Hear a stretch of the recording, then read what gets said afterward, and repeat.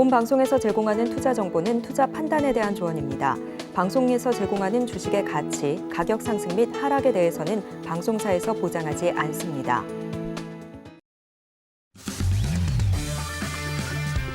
시청자 여러분 안녕하세요. 해외 선물 상황을 가장 빠르게 알아보는 시간, 해외 선물 신세계 리턴즈의 김유정입니다. 미 연준이 3월 회의에서 최종 금리를 상향 조정할 수 있다는 우려와 함께 전일 공개된 ECB 통화정책 2월 의사록에 매파적인 내용까지 함께 더해지면서 미국채 금리와 달러화가 여전히 높은 수준을 유지하고 있습니다. 연준 위원들 사이에서는 50bp와 25bp가 엇갈리고 있고요. 그들의 발언에 따라 금리가 고점을 높이기도 하고 낮추기도 하고 있는데요. 어지럽고 쉽지 않은 상황 속에서도 중심이 제대로 잡힌 투자 방향성 함께 잡고 싶으시다면요. 오늘도 해외 선물 신세계 리턴즈와 함께하세요. 그렇다면 오늘 함께하는 마스터 화면으로 만나보시죠.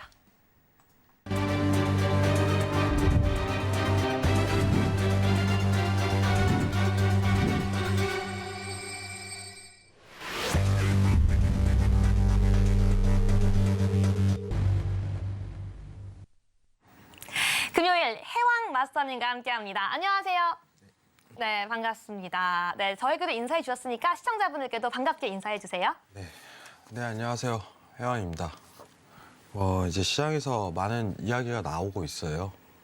이제 PC 관련해갖고 물가지수에 대해서 오늘 상세하게 얘기를 드릴 건데, 지금 시장에 대한 좀 정리가 다소 필요한 시기인 것 같습니다.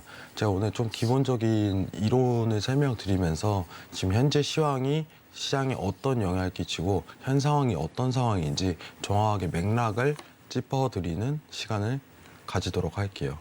1시간 동안 좀 교육적인 의미를 강화한다. 좀 다소 어렵겠지만은 여러분들한테 도움되는 1시간이 되어보도록 하겠습니다. 1시간 동안 잘 부탁드립니다. 네, 감사합니다. 우리 해왕 마스터님께서는요, 지금 같은 시장을 더욱더 꼼꼼히 체크해 봐야 한다라고 정리해 주셨는데요. 오늘 같은 경우에는 여러분들께 더욱더 도움되는 알찬 내용 준비했으니까요. 끝까지 채널 고정해 주시고요. 방송 외에도 전략, 교육까지 끝까지 함께 받고 싶으신 분들 지금 바로 노란톡 함께 해주시면 좋을 것 같습니다. 샵 0082번으로 해왕 두 글자 전송해 주셔도 좋고요. 더욱더 간단한 방법, 핸드폰 기본 카메라 켜셔서 앞에 있는 QR코드 스캔해 주시면 더욱더 간편하고 빠르게 함께 할 수 있으니까요. 저희 방송 중에 끝까지 함께 해주시기 바라겠습니다. 네, 그렇다면 이번엔 오늘 시장 투자자들이 가장 관심을 가졌던 뉴스들을 점검해 보도록 하겠습니다. 글로벌 핫 이슈 시작하겠습니다.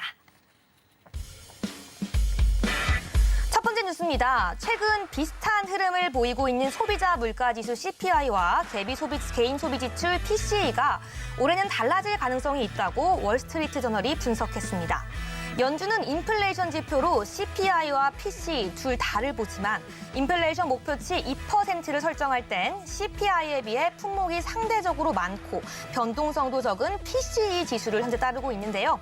바클레이즈의 애널리스트는 두 지수를 구성하는 품목과 가중치가 다르기 때문에 CPI가 PCE보다 올해 더 빠르게 하락해 역전될 가능성이 있다면서 올해 10월까지 PCE의 12개월 상승률은 2.8%, 그리고 CPI의 상승률은 2.6%로 예상했습니다. 다음으로 두 번째 뉴스입니다. 인플레이션 고착화 우려에 미 국채 매도세가 이어지면서 10년물 국채 수익률은 지난해 11월 이후 최고치를 경신했고요. 통화정책에 민감한 2년물 수익률은 4.96%대까지 오르면서 2007년 이후 최고치를 높이고 있습니다. 현재 연방기금 금리 선물 시장에서는 3월 50bp 금리 인상 가능성을 30.6%, 25bp 금리 인상 가능성을 69.4% 수준까지 반영하고 있고요. 최종 금리는 5.5%대 부근으로 전망하고 있지만 시장은 6% 근접 가능성도 열어두고 있습니다. 마지막으로 세 번째 뉴스입니다. 유럽중앙은행 ECB가 공개한 2월 통화정책회의 의사록에 따르면 과도한 긴축 때문에 경제를 둔화시킬 가능성보다는 유럽의 인플레이션이 끈질기게 지속되는 점에 더 주목하고 있는 것으로 나왔습니다. 의사록에 따르면 위원회는 근원 인플레이션이 살짝 상방 서프라이즈를 준 점을 지적하면서 앞으로도 금리 인상을 이어갈 것임을 시사했고요.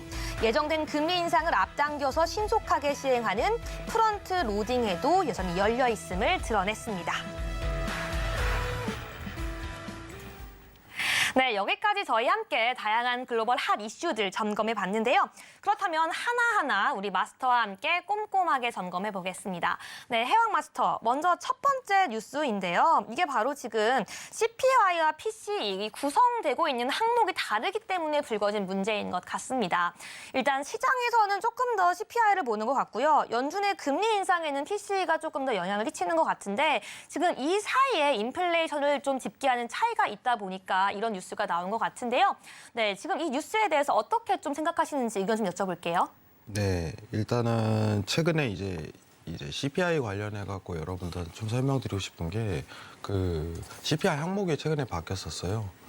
그래서 이제 에너지 비중이 좀 높아지다 보니까 아무래도 이제 주거 비용을 포함하는 PC 관련해서 좀 집중하는 경향이 굉장히 크다 이렇게 판단하는데 뭐 사실 시청자분들한테 막 이제 어렵게 설명해봤자 크게 의미는 없을 것 같아요. 네. 사실 이해하기가 굉장히 어렵기 때문에.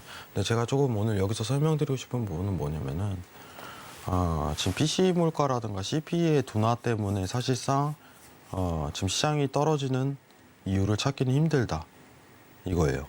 정확하게 좀 더 말하면은 지금 물가에 대한 부분이 크게 의미는 없어 보입니다. 저는. 예.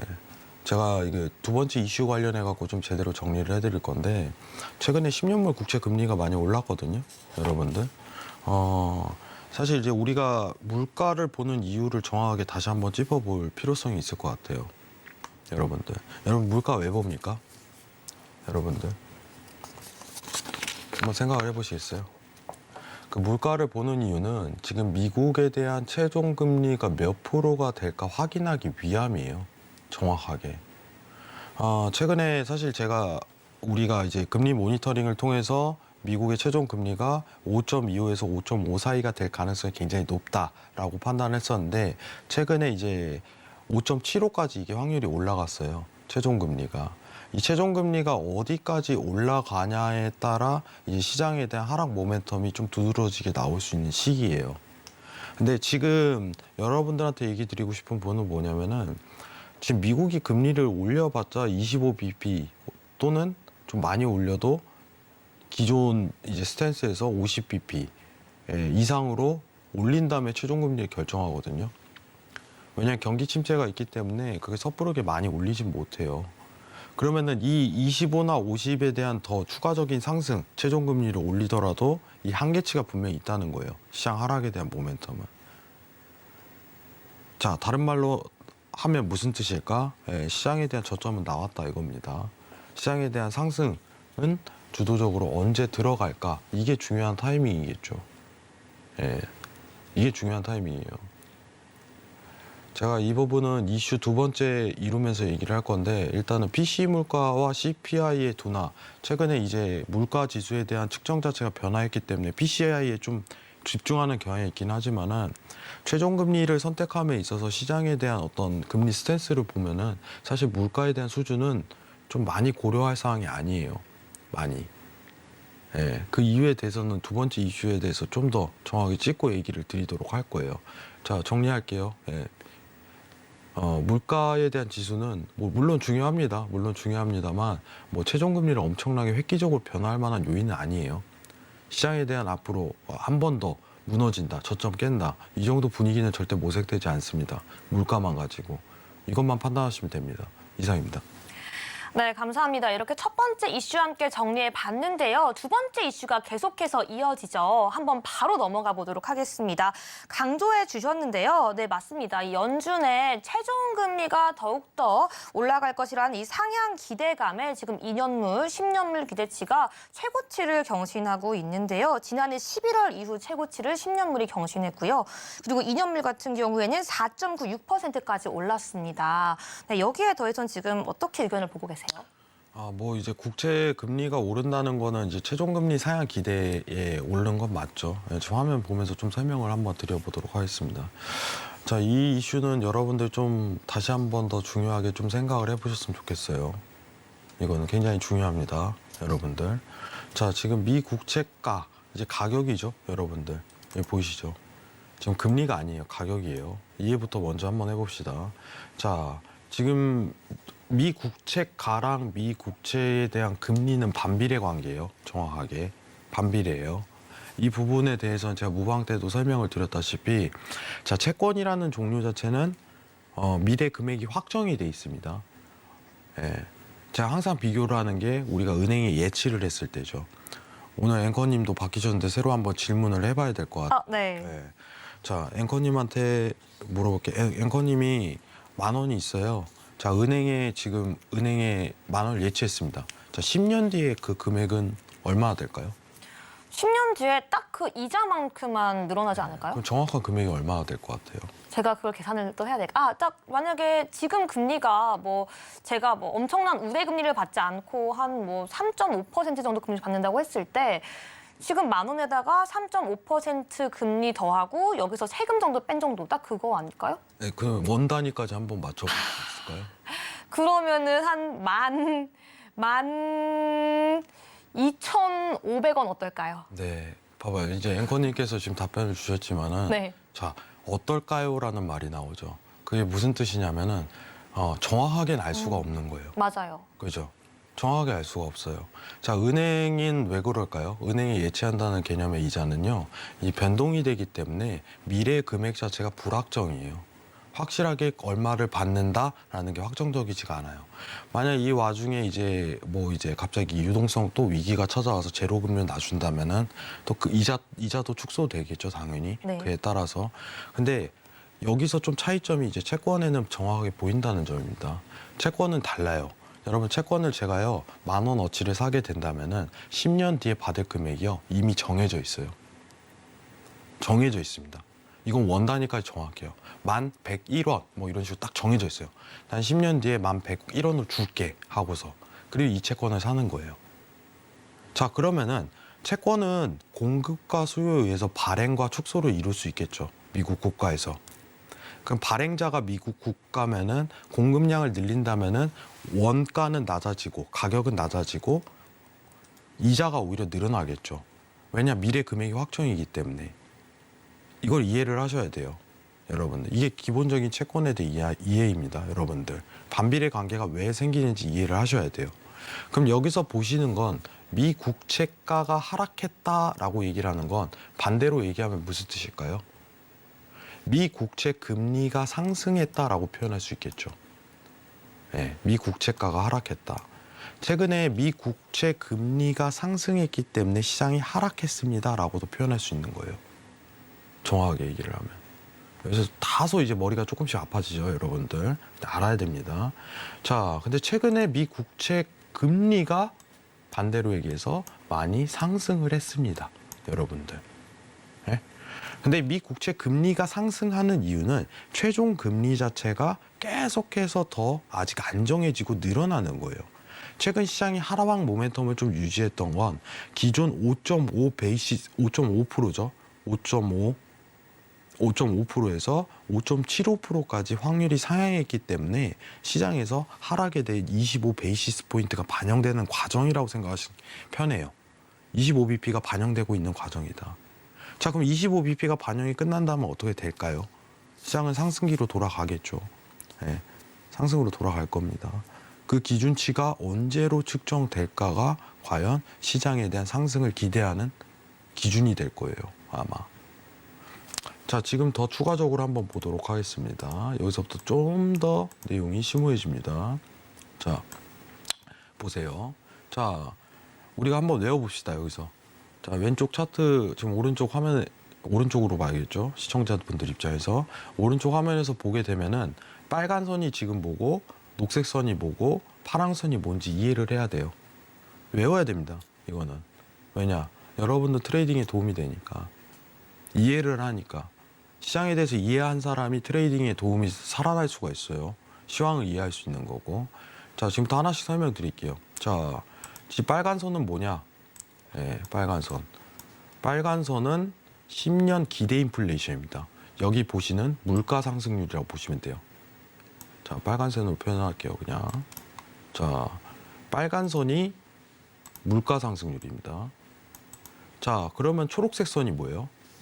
10년 국채 금리예요, 이게. 10년 국채 금리. 자, 이거를 흔히 이제 경제 용어로 명목금리라고 표현을 합니다. 명목금리. 자, 이게 초록색이에요. 여러분들. 초록색 선. 자, 그럼 파랑선이 이제는 결과로 나오는 실질금리예요. 실질금리. 실질금리. 자, 여러분들. 시장은 제가 항상 얘기하지만 시장이 상승으로 돌아서려면 어떻게 해야 되나요? 제일 간단한 질문이에요. 이 표를 보고. 시장이 상승으로 돌아서려면 이 파란색 선이 하락하면 끝이에요. 이 실질금리가 떨어져야 돼요. 실질금리가. 실질금리가 떨어진다는 말은 위험자산으로 돈이 쏠린다는 걸 의미하거든요. 예, 위험자산. 그러면 증시, 비트코인 이런 위험자산 있죠. 예치금 대비해갖고 상대적으로 위험한 자산 수준에 대한 가치평가가 올라가게 됩니다. 왜냐? 수요가 올라가니까.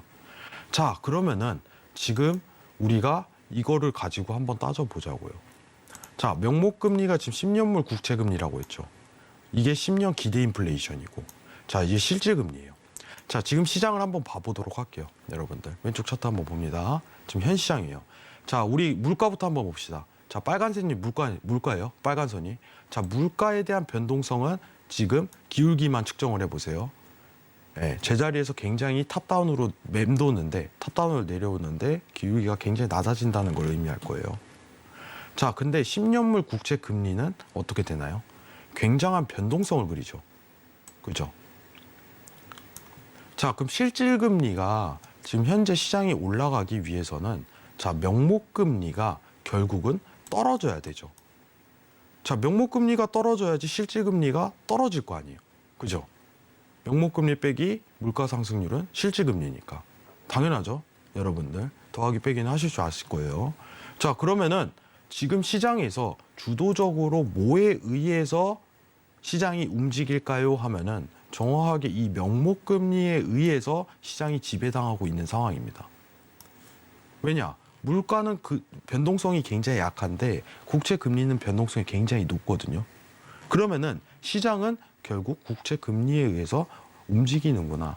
증시가 다른 말로 하면 증시가 지금 현 상황에서 올라가려면 어떻게 돼야 돼요? 국채 금리가 떨어지면 돼요. 그죠? 지금 이게 지금 현재 매크로 환경입니다.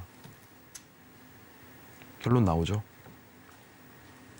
너무 앵커님한테 한번 질문해도 될까? 네, 질문하세요. 당황하실 편하게 것 하세요. 같은데. 네. 자, 지금 그러면은 네. 이제 앵커님은 좀 얘기를 해야 되는데, 자, 10년물 국채 금리가 그러면은 이 뉴스를 보면서 다시 한 번 더 얘기를 해봐야 될 것 같아요. 네. 자, 연준 최종 금리 상향의 10년물 국채 수익률 4%대라고 표현이 되죠. 네. 그죠? 그러면은 이거는 시장에 좋은 뉴스인가요? 안 좋은 뉴스인가요? 안 좋은 뉴스죠. 네, 이게 정확히 짚은 거죠. 지금 내용적으로 보면. 왜? 국채 금리가 올라간다는 건 실질 금리가 올라가는 거기 때문에 증시의 수급이 빠진다는 거랑 똑같은 현상인 거예요. 예. 자, 근데 최종 금리에 대한 부분을 연장하고 상향이 된다는 건 국채 금리의 상승 요인이에요. 결국에는. 자, 우리 아까 전에 이슈 첫 번째 본 거를 기억하시기 바랍니다.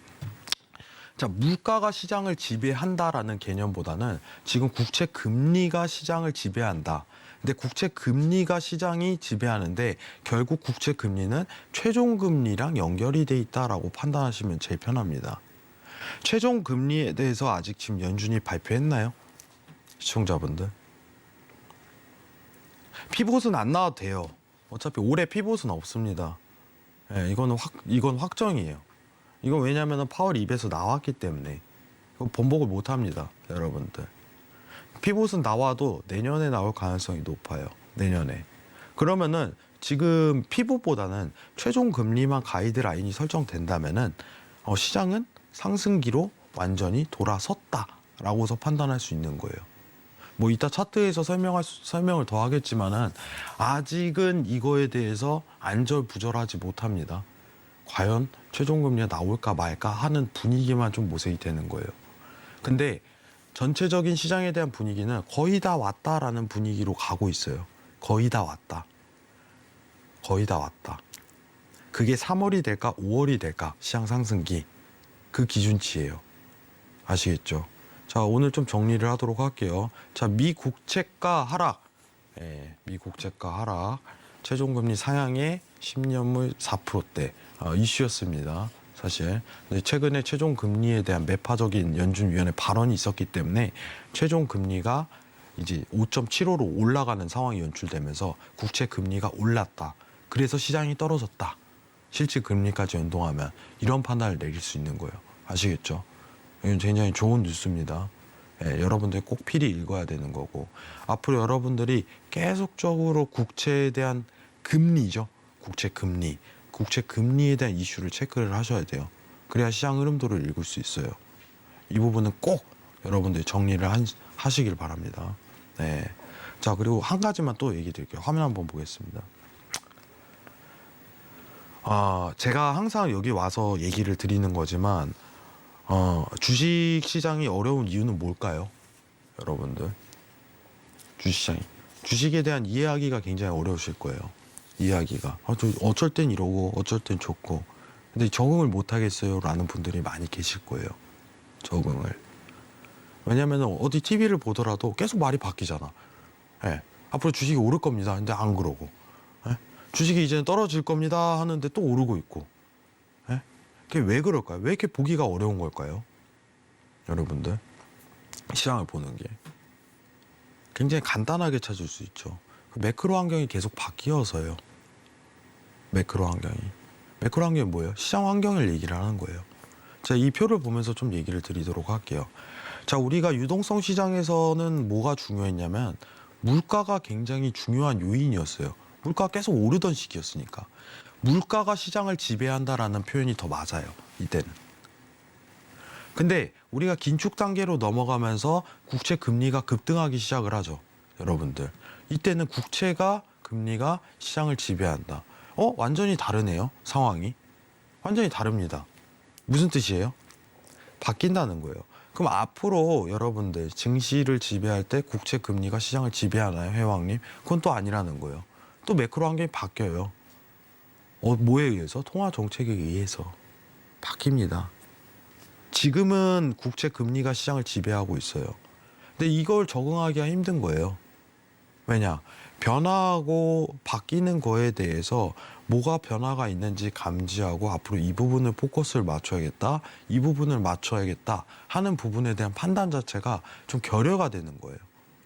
그렇기 때문에 경제에서는 1 더하기 1은 2다라는 표현이 안 맞아요. 우리가 트레이딩 관점에서 보게 된다면. 그죠? 왜냐하면은 달러가 떨어지면 증시가 오릅니다라고 보통 배울 거예요. 맞죠? 근데 정확하게 트레이딩 관점에서 그게 성립이 안 돼요. 달러를 보고 미증시를 트레이딩하는 관점 자체는 적용이 안 됩니다. 여러분들. 달러가 떨어지면 당연히 수급이 증시로 들어오는 거 아닌가요? 라고 해서 원칙적으로 저희는 교과서처럼 배워요. 근데 실제 트레이딩에 접해버리면 달러를 보고 주식 트레이딩을 할 수가 없어요. 그죠? 제가 $1 관련해서도 크게 보지 않으셔도 괜찮습니다 라고 하는 이유 자체가 거기서 나옵니다. 제가 100% 이퀄 이게 맞다면 그 상황에 대해서 면밀하게 볼 필요성은 있겠죠. 근데 거의 그게 시장을 주도하지는 않아요. 마치 우리가 리먼 브라더스 사태라든가 금융 위기가 왔을 때 이제 $1가 팍 상승해 버리면 시장이 주저앉으니까 마치 이게 같이 움직이는 거 마냥 보일 뿐입니다. 그리고 언론이 그렇게 만드는 거고, 마치 이게 맞는 거 마냥. 근데 자세하게 공부를 여러분들이 하나씩 해본다면은 굉장히 다릅니다. 시장 상황이. 저는 여러분들이 앞으로 이거에 대해서 굉장히 적응했으면 좋겠어요. 이게 살아남는 방법이거든요. 아시겠죠? 오늘 말이 조금 어렵더라도 여러분들 이해해 주시기 바랍니다. 알아가야 될 부분이니까. 이 뉴스 하나를 읽는데도 굉장하게 많은 걸 알아야 돼요. 여러분들. 국채 금리가 단순히 올랐네? 라고 하지만은 굉장히 세부적으로 보게 된다면 이 내용 자체가 빠져 있거든요. 근데 기본적으로 알고 있어야지 이 뉴스에 대한 완벽한 이해가 이루어지는 거예요. 이게 시황입니다. 이상입니다. 네, 감사합니다. 우리 해왕 마스터와 함께 최종 금리 상향 우려감과 또 우리 국채 금리 상승에 대한 관계까지 알아봤습니다. 우리 이렇게 시장 흐름 한번 점검해 봤는데요. 그렇다면 마지막 뉴스 함께 체크해 보도록 하겠습니다. 네, 해왕 마스터, 우리 마지막 이슈 같은 경우에는 ECB 의사록이 공개됐죠. 내용을 보자면 과도한 긴축 우려는 시기상조다라는 발언이 있었는데요. 여기에 대해서는 어떤 의견 갖고 계신가요? 일단은 시기상조는 맞죠. 정확하게 얘기하면은 지금 전 세계가 미국 기준으로 가기 때문에 미국이 이제 최종금리 얘기가 계속 나온다는 거는 어느 정도 스탠스가 거의 마무리됐다는 거고, 근데 거기에 따라서 이제 각국이죠. 다른 나라들이 이제 하나씩 따라 붙을 거예요. 한국은 이미 거의 최종금리가 결정이 된 상황이고 사실상, 근데 미국 대비해서 평가가 이루어질 텐데 뭐 이것도 유럽도 정확하게 따지면 물가 보고 측정을 하겠죠. 정확하게 따지면 미국이랑 상황을 같다고 보시면 됩니다. 예. 근데 미국 대비해 갖고는 금리 인상이 좀 저조했죠. 아직은 더 나아갈 수 있는 방향이 있다. 이렇게 판단하시면 좋을 것 같고, 미국이 작년에 이제 50베이시스 포인트, 뭐 옛날 작년 기준 이런 게 많잖아요. 베이비 스텝, 자이언트 스텝, 빅 스텝 뭐 이런 얘기가 많았는데 지금 유럽은 이 시기라고 좀 보시는 게 편해요. 작년 미국 기준이다. 지금 평가를 한번 보자면은 유럽 쪽에서 이제 소비자 물가 지수가 꺾이긴 했는데 이제 코어 지수죠. 코어 지수. 핵심 소비자 물가 지수는 아직도 상승을 하고 있다.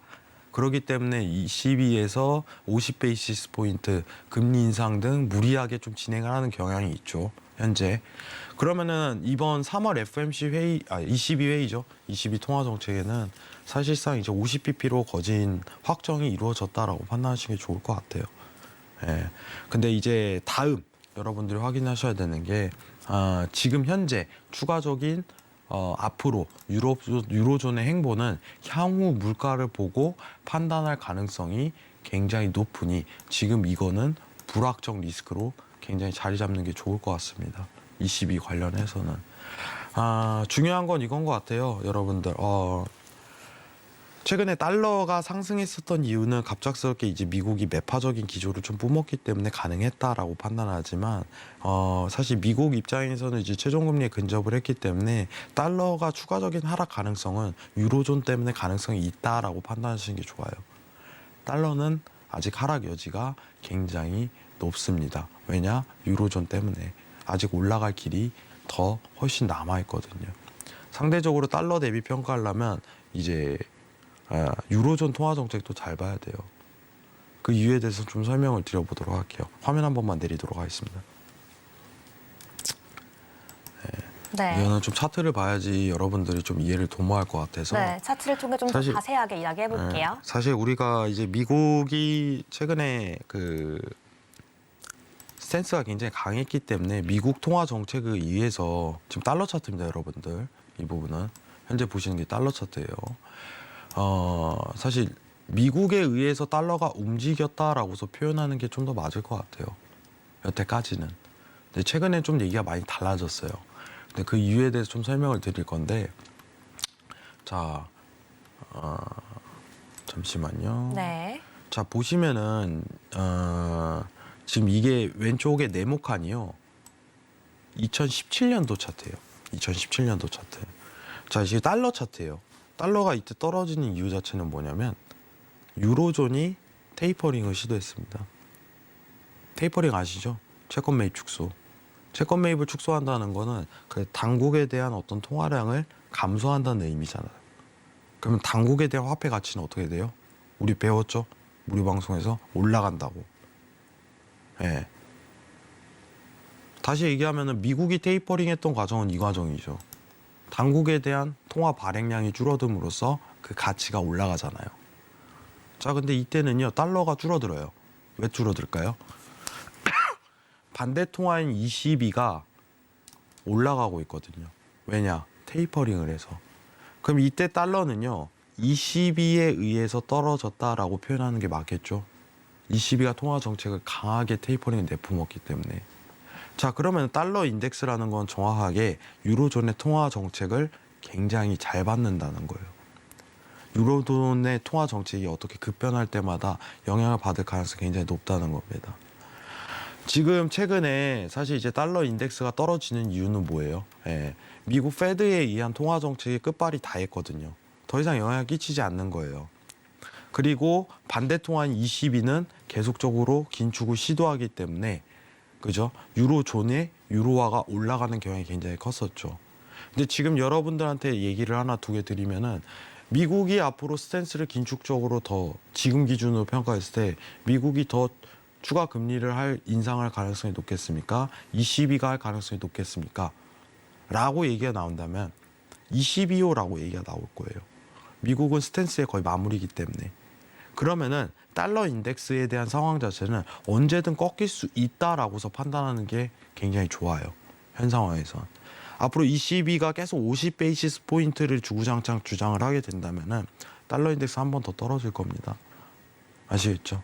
지금 그 시기에 좀 맞물려 있고 이런 부분을 평가하실 수 있으면 돼요. ECB 통화 정책을 보는 이유는 달러를 보기 위해서입니다. 여러분들. 여러분 원달러 궁금하시잖아요. 네? 안 그래요?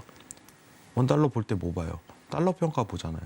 그럼 달러의 움직임을 보게 된다면 원달러도 뭐 당연히 평가를 할 수 있겠죠. 여러분들. 그럼 22를 알아야겠죠. 현 상황에서. 아시겠죠? 굉장히 복잡한 구조지만 알고 보면 이해하고 나면 굉장히 단순해요. 이것만 아시면 됩니다. 이상입니다.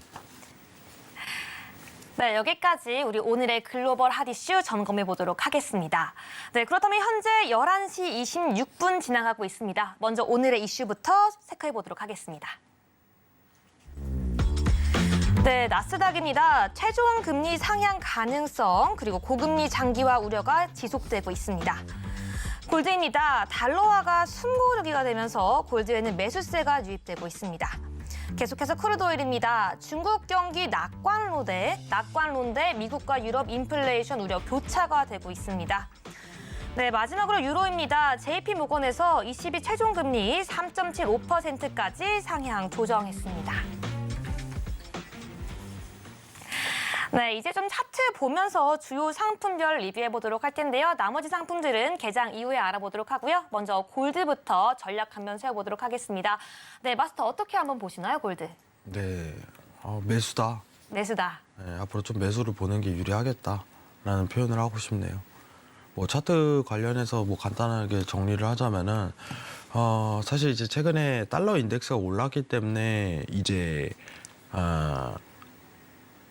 올랐기 때문에 좀 금이 떨어진 거죠. 제가 여러분들한테 항상 설명드리는 거지만 달러 인덱스는 이 상품에 대한 가치를 논할 때 투자 상품이다, 투자 자산이다라고 제가 항상 표현을 해요. 금은 뭐죠? 다들 아시다시피 안전자산이잖아요. 반대평가를 이루는 게 제일 좋을 것 같은데 지금 시장에 대한 수급 상황을 볼 때 지금 여러분들 차트 한번 보면서 얘기를 드리도록 하겠습니다. 차트가 지금 MACD에 대한 어떤 변동 요인을 강화하는 시기일 거예요, 여러분들. 다음 주에 지금 이슈가 하나 있긴 하네요. 생각을 해보니까 다음 주에 파월 증언 있네요. 파월 증언 생각해보니까 일단은 차트 구조상으로 봤을 때 MACD 양봉 나오면은 그때부터 매수 본격적으로 대응하셔도 나쁘진 않아요. 매수 대응. 매수만 좀 집중적으로 보는 상황인데 지금 파월 증언이 다음 주에 좀 예정이 돼 있죠. 제 기억으로 지금 오늘 체크를 했는데 다음 주 수요일로 알고 있어요. 수요일 저녁 시간대. 이 부분은 보면서 참고를 해야 되는데 파월이 그냥 이제 어떤 매파적인 스탠스를 띄지 않는다면 지속해서 금은 다음 주 내내 매수 보셔도 나쁘진 않을 것 같아요. 자, 오늘 전략도 한번 체크를 해보죠. 자, 보통 이제 틱 차트로 여러분들하고 트레이딩을 좀 이어가는 편인데 지금 매수에 대한 수급 상황이 연출 가능성이 얼마나 되냐라고 평가를 했을 때 자, 이 점이 되겠죠. 자, 그러면은 1835포인트에서 매수 대응을 본격적으로 하시는 게 제일 좋아요. 이 기준점에서 1835.0 기준으로 좀 평가를 드리도록 하겠습니다. 근데 이게 오늘은 안 올 것 같아요. 오늘 기준점으로. 오늘 야간 시간대까지 새벽 때까지 있는데 길게 끌 건 없을 것 같고 다음 주부터 1835포인트 이 자리에서 매수 포인트 찾는 게 오히려 유리한 포지션으로 이어질 것 같습니다. 이상입니다. 네, 감사합니다. 여기까지 골드 트레이딩 전략 매수로 의견 받아봤고요. 여러분 계속해서 우리 마스터님과 함께 전략 받아보시고 싶고 교육까지 함께하고 싶으신 분들은요. 지금 바로 노란톡 함께하시면 좋을 것 같은데요. 샵 0082로 해왕 두 글자 보내주시거나 앞에 있는 QR코드 스캔해주시면 지금 바로 함께할 수 있으니까요. 지금 바로 들어와 주시기 바라겠습니다. 그렇다면 오늘장 미증시 개장 상황 확인해 보시죠.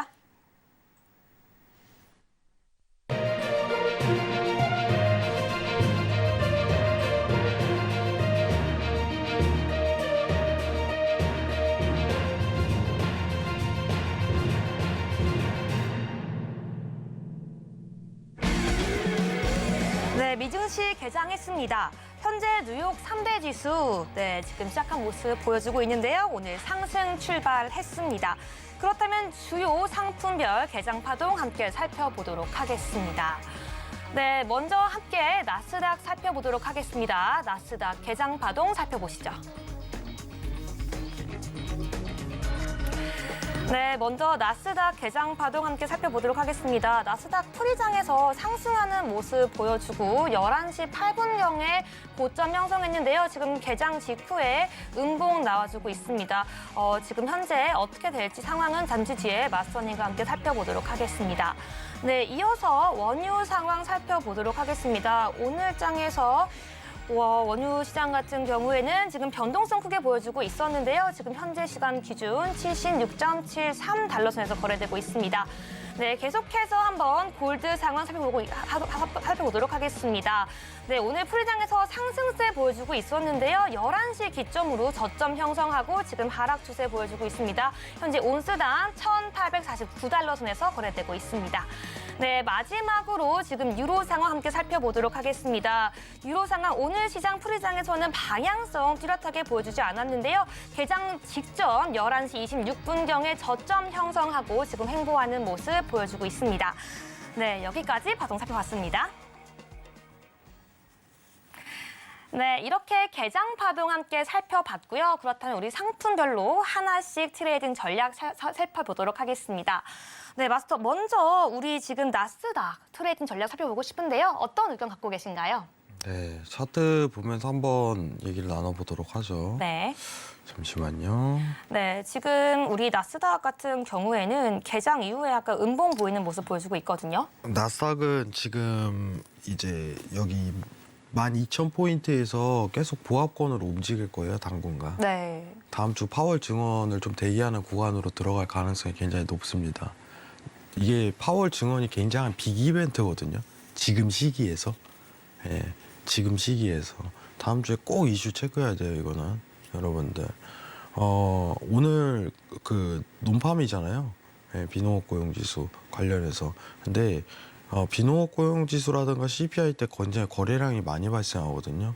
예. 근데 시장에 대한 방향성 결정은 오히려 파월 증언에서 많이 나올 가능성이 높아요. 여러분들. 지금 파월이 얼마나 이제 매파적인 기조를 내뿜냐에 따라 시장에 대한 상승과 아직 추가 하락을 더 점찍을 가능성이 굉장히 높습니다. 그 전까지는 시장 상승이라고 아직 보기는 힘들어요. 사실. 더 중요한 건 뭐냐면 죄송합니다. 제가 이제 코감기가 좀 걸려서 괜찮습니다. 꿀을 먹네. 네. 방송 중에 이런 모습 보이면 안 되는데. 네. 3월 FOMC 회의 이후에 시장 상승이 좀 들어갈 가능성이 굉장히 높아요. 3월 페드 회의 이후에. 제가 2월 초에 시청자분들하고 제가 무방 때 그 얘기를 했어요. 미국 주식 관련해서 살려면 3월 페드 회의 이후에 사라고. 3월 FOMC. 그게 제일 좋아요. 3월 FOMC 회의 이후에. 지금 3.5포인트의 가이드가 설정된다면 FOMC 회의 기준으로 좀 반등기에 들어갈 가능성이 굉장히 높습니다. 그 이유에 대해서는 오늘 신간관계상 좀 자세하게 설명은 못할 것 같아요. 좀 길게 얘기를 해야 되거든요.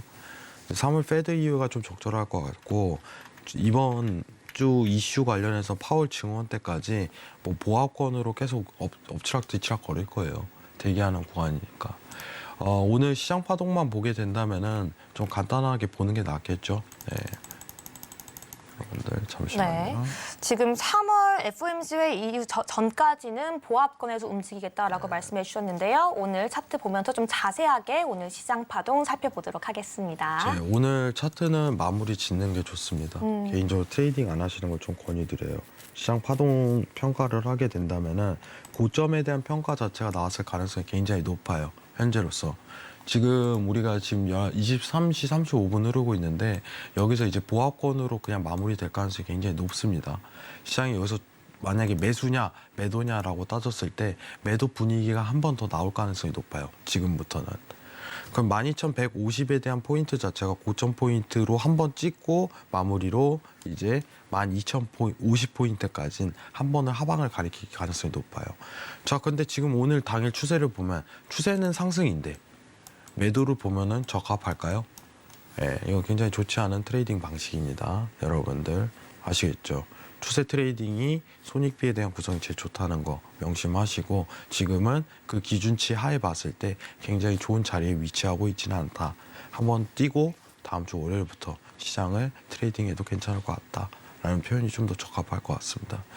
자, 그리고 우리 지금 이제 서울경제 이제 유튜브 시청하시는 분들 보면은 혜왕님 시장은 언제 무너질까요? 라는 질문이 좀 올라왔어요. 네. 네, 이 부분에 대한 해답을 좀 드리도록 하겠습니다. 네, 정확하게 좀 가볍게 얘기하면 몰라요. 이렇게 표현할 수 있고 네. 좀 자세하게 얘기를 하면요. 금리가 인하할 때라는 표현을 할 수 있을 것 같아요.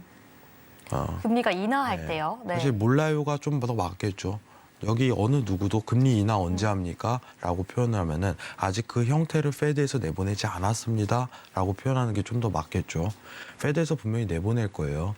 3월 점도표 회의에서 이 FOMC 의원들이 점을 하나씩 찍으면서 앞으로 24년도에 금리 인하를 할지 안 할지, 25년도에 할지 어느 정도 가이드를 설정을 하겠죠. 그때 한번 기회를 엿볼 수 있을 것 같아요. 근데 첫 금리 인하를 하고 보통 시장이 무너지는 경우가 굉장히 많다는 점. 이게 첫 번째 포인트입니다. 자, 두 번째 포인트 한번 설명드릴게요. 자, 화면 좀 잠시만요. 자, 지금 보시면은 제가 항상 여러분들한테 보이는 건 채권 스프레드에 대한 역전 현상에 대해서 자세하게 설명을 드렸었죠. 자, 이게 반감기로 지금 채권이 역전돼 있는 상황입니다. 현재 모션 자체가. 예. 이게 역전돼 있다는 게 뭐예요? 미국에 대한 채권 구조가 좀 잘못 가고 있구나. 예. 여러분들 생각을 해보세요. 10년물 국채 금리가 채권이 금리가 높아야 됩니까? 2년물 국채 금리가 채권 금리가 높아야 됩니까? 네, 이제 바로 나와야겠죠. 당연히 10년물이 높아야 돼요. 더 오랜 기간 가지고 있으니까 그만큼 이자가 높아야겠죠. 근데 지금 현 미국에 대한 상황은 2년물이 더 높습니다. 이게 무슨 뜻일까요? 잘못돼 가고 있다는 겁니다. 뭐가 제대로 잘못돼 가고 있다. 예. 뭐 딥하게는 제가 또 시간 관계상 못할 것 같아요. 근데 10년물, 2년물 채권 스프레드에 대한 기준치가 여기 보시면 0.5를 기록했을 때 그때 이제 시장에 대한 모든 현금화를 진행해야 될 때입니다. 아시겠죠? 아직 그때 아니잖아요. 그죠? 시장이 상승기로 전환할 가능성이 매우 높은 시기예요. 아직까지는. 자, 그럼 두 개 힌트 드렸습니다. 미국에서 금리 인하를 하고 나서 두 번째는 채권 스프레드가 0.5를 달성했을 시 10년물, 2년물 채권 스프레드 기준. 아시겠죠? 이 두 가지가 힌트 요인이라고 말씀드렸어요. 근데 첫 번째 금리 인하에 대해서는 어느 누구도 섣불리 얘기할 수 없습니다. 아직은이에요.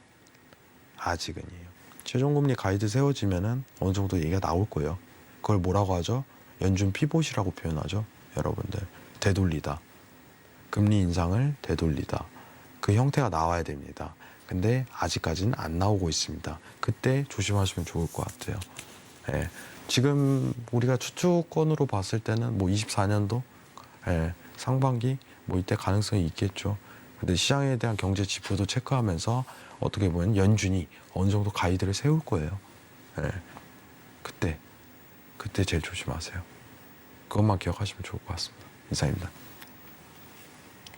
네, 오늘 나스닥 트레이딩 전략에 대해서는 보합 관점 주셨습니다. 네, 오늘은 관망하는 게 좋다라고 말씀해 주셨기 때문에 다음 주에 함께 전략 더 세워보기 위해서는 지금 바로 노란독 함께 해주시면 좋을 것 같은데요. 앞에 있는 QR코드 통해서 지금 바로 함께 해주시고요.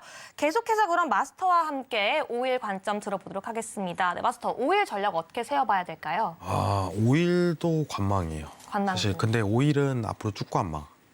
미증시 관련해 갖고는 사실 이제 파월 증언이라든가 이걸 보면서 힌트를 보고 후행성 대응으로 시장에 대한 매수 매도를 평가할 수 있겠지만은 골드도 뭐 마찬가지예요. 근데 5일은요 아예 볼 게 없어요. 아예. 지금 차트 한번 보시죠. 그 이유에 대해서 제가 최근에 사실 이제 신세계 한 달 동안 나오면서 계속 5일은 똑같은 말을 반복해요. 기억하실 거예요. 이거 지금 하면 안 돼요. 이거 뭐 이슈 뜨면 합시다. 오펙이라든가 지금 제스처 하나도 없고 지금 나오는 내용 자체가 중국 관련해서 이제 수요 계획은 있지만은 그 확정적으로 드러난 시기도 아니고 굉장히 어려운 시기로 돌입했습니다.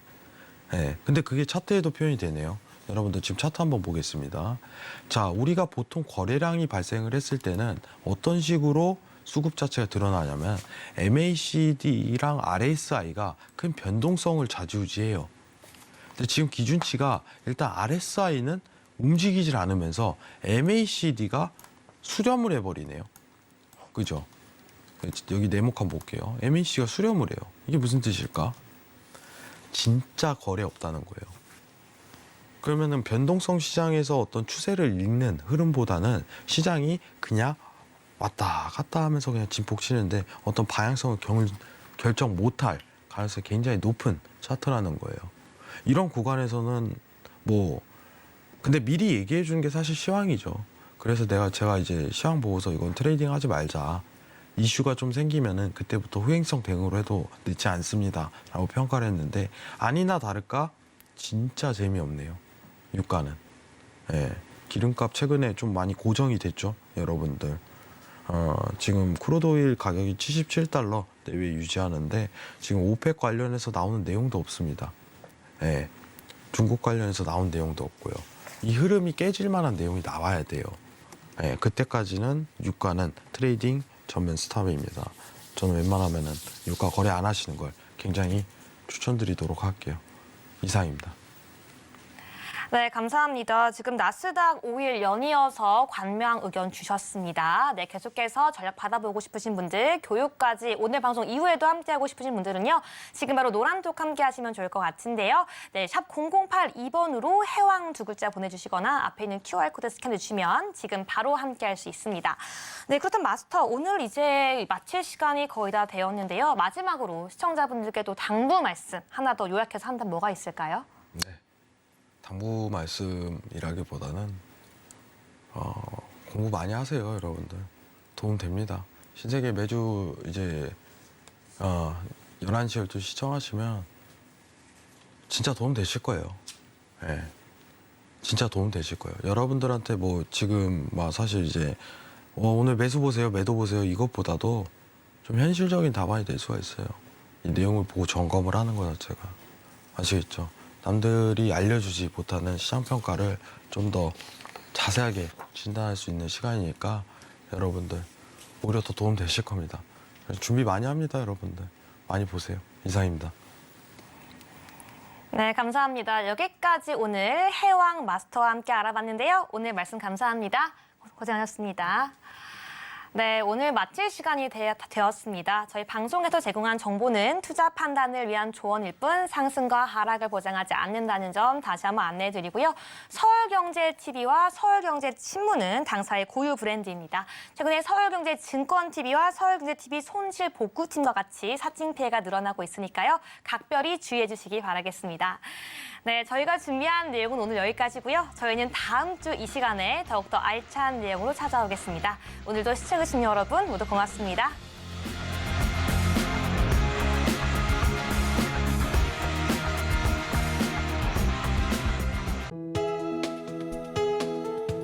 본 방송에서 제공하는 투자 정보는 투자 판단에 대한 조언입니다. 방송에서 제공하는 주식의 가치, 가격 상승 및 하락에 대해서는 방송사에서 보장하지 않습니다.